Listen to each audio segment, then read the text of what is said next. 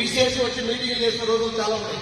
ఇప్పుడు కూడా ఇప్పుడు మా నాయన బాగా చదువుతున్నాడు కూడా ఒక 20,000 రూపాయలు అవసరమైతే నేను చాలా ఇబ్బంది పడ్డటువంటి జీవితంలో. ఆంధ్రాలో ఒక టైంలో నాకు తినడానికి తిండి లేక మార్కెట్ లక్షల నీళ్ళలో కలుపుకొని తిన్నటువంటి రోజులు ఉన్నాయి నా జీవితంలో.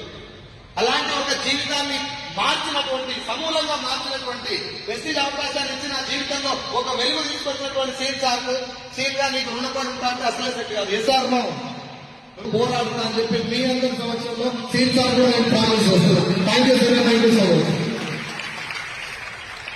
రైట్, సో ఇక్కడ వేసిన పాట వీడియో ఆ సీడీ నాకు ఏమి యాక్చువల్లీ నేను ఆ నాగలు కొట్టింది నా నాయన చూసి నాకు ఏడు బాగుంటుంది. ఎంత ట్రై చేసినా ఆగిపడలేదు.